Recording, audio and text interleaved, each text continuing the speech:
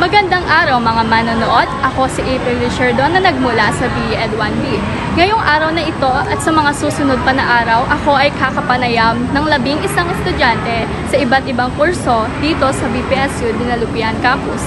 Ako ay magtatanong sa kanila tungkol sa kanilang filosofiya sa buhay at kung paano nila ito nagagamit sa pang-araw-araw na buhay nila. Samahan niyo ako na alamin at tanungin sila tungkol sa kanilang filosofiya sa buhay at kung paano nila ito nagagamit sa pang-araw-araw. Good afternoon po. I am April Perez Richardo from BEd 1B and maaari ko pong malaman yung name and program.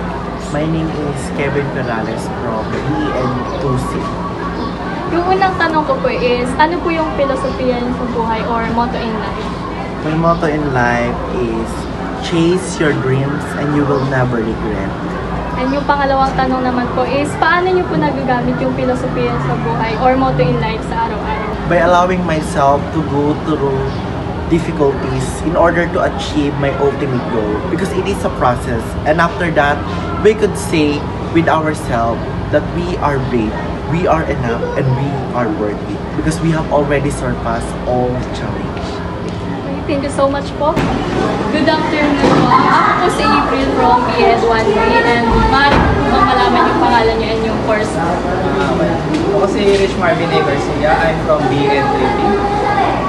Yung tanong ko po is, ano po yung filosofiya niyo sa buhay or yung motto in life? Walang unnecessary mistakes. Yung pangalawang tanong naman po is, paano niyo po nagagamit yung motto niyo sa buhay?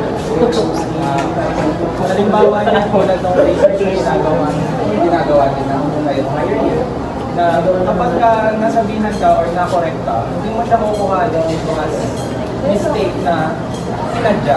Sinabi yun sa'yo, nagtatanong ka ng mali kasi meron yung purpose. Ginagawa yun para mag-improve ka sa kaya ng future. Maging tama na yung namali mong bagay. Okay po, maraming salamat po. Good day po ate. My name is April Perez Richardo from BEd 1B and kayo po. And Kenneth Tamboy from BSED. So yung unang tanong ko po is, ano po yung filosofiya niyo sa buhay or motto in life?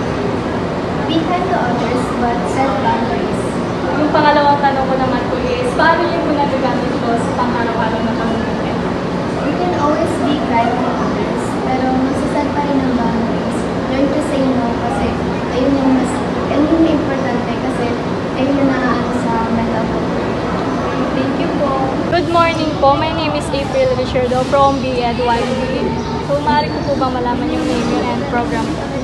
Ako po si Abigail M. Abejo and I'm from BSED 2. Okay, yung unang tanong ko po is, ano po yung filosofiya sa buhay or motto in life? Ang filosofiya ko po sa buhay ay may right time lahat ng bagay kaya huwag kang magmadali na dadating din sa iyo.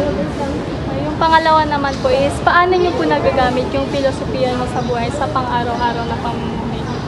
Nagagamit ko siya na huwag ka dapat yung pabigla-bigla tapos nagmamadali sa mga gagawin mo. Dapat pag-isipan mo muna kung ano yung kalalabasan niya, lalo na kung about siya sa pag-aaral.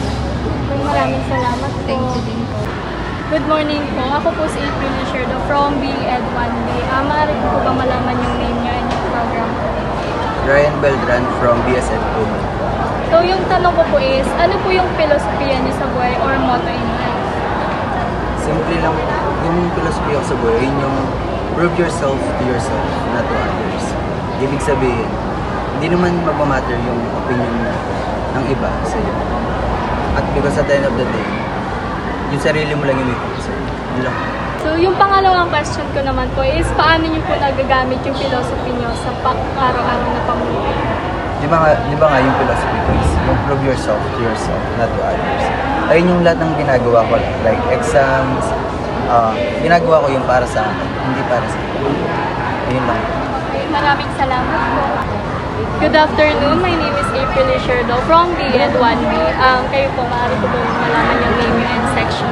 Ako si Charles Basco from BSED Math 1. So yung tanong ko is, ano yung filosofiya mo sa buhay or motto in life?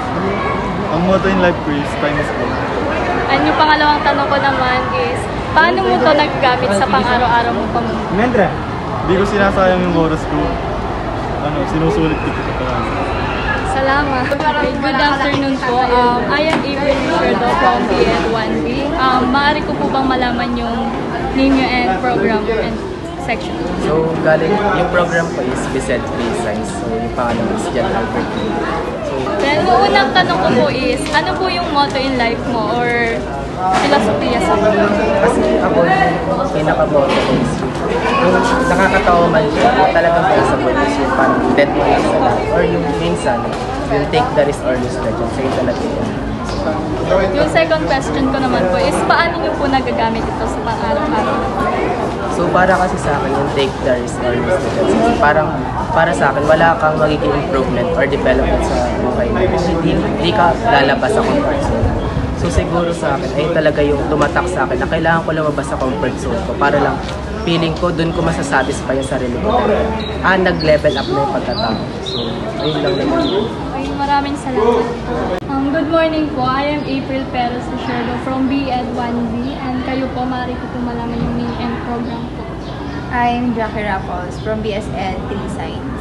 So, yung unang tanong ko po is, ano po yung filosofiya niyo sa buhay or motto in life? Ang philosophy ko sa buhay is push your limits beyond your expectation. Then, yung second question ko naman po is, paano niyo po ito nagagamit sa araw-araw ng pamumuhay? Nagagamit ko siya kasi sa everyday life ko. Kasi minsan, di ba, nagpe-fail tayo sa buhay. Or minsan nakakontento tayo sa buhay. And, what if hindi tayo makontento lang sa ganong sitwasyon? What if i-push natin yung limits natin beyond our expectation na baka mas may better pa na buhay na pwedeng dumating sa atin? Maraming salamat po. Good morning. Maaari ko ba malaman yung name mo and yung program? I'm Zyril Macy Saldana from BSED 1B. Yung unang tanong ko is, ano yung philosophy mo sa buhay or motto in life? Ang philosophy ko sa life ko is everything happens for a reason. And yung second question ko naman is, paano mo nagagamit yung philosophy mo sa araw-araw na pamumuhay? Na-apply ko siya sa life through thinking na hindi naman binibigay ni Lord yung isang bagay or yung isang pagsubok sa'yo kung hindi mo kayang solusyonan yun or kung hindi mo kayang lampasan yun. So, lahat ng bagay na binibigay niya sa atin, alam niya na magagawan natin ng paraan and alam niya na yun yung way para maging malakas tayo sa buhay natin. Okay, maraming salamat. Good morning po. I am April Richardo from BEd 1B po. So, paano po ba malaman yung name and program? Ako po si Grace Obrate from BSED. So, yung unang tanong ko po is, ano po yung philosophy mo sa buhay or motto in life? Ang philosophy ko sa buhay is see how life is working. Yung second question naman po is, paano mo nagagamit sa pang-araw-araw na pamumuhay yung philosophy mo? Nagagamit ko siya sa pang-araw-araw na pamumuhay. Pag halimbawa, may mga problema o nararanasan or trials, parang lagi ko siya, parang yun yung motivation ko para magpatuloy. Magandang hapon po. Ako po si April Richardo from BEd 1B. Maaari ko po kayo makilala. Ako po si Rika Megiganta. Galing po ako sa BSED Saksay. Yung unang tanong ko po is, ano po yung filosofiya mo sa buhay or motto in life? Ang filosofiya ko po sa buhay is life goes on. Yung pangalawang tanong ko naman po is, paano niyo po ito na-apply or nagagamit sa pang-araw-araw na buhay? So, na-apply ko siya, for example, may problema ako, gaano man kahirap, gaano man kalalim ang sitwasyon na yun. Dapat na magpatuloy pa din ako kasi hindi naman dapat na mag-stop yung buhay ko o yung pamumuhay ko dahil lang doon. Sa pangwakas ng proyektong ito, masasabi ko na ang bawat tao ay may kanya-kanyang filosofiya at paniniwala sa buhay. Napagtanto ko na ang bawat filosofiya ng tao ay may kahulugan at ang bawat filosofiya na ito ay nakakatulong sa kanila para sa pang-araw-araw nilang pamumuhay. At sa pangwakas ng proyektong ito, naunawaan ko kung ano ang kahalagahan ng filosofiya o pagkakaroon ng pamantayan sa buhay. Ang bawat paniniwala, pamantayan o filosofiya ang siyang naging daan at gabay sa bawat kilos na ating isinasagawa. Ang mga filosofiya sa buhay ang siyang naging daan para tayo ay tumungo sa matuwid, tamang landas at magbigay kalakasan at katatagan sa ating lahat.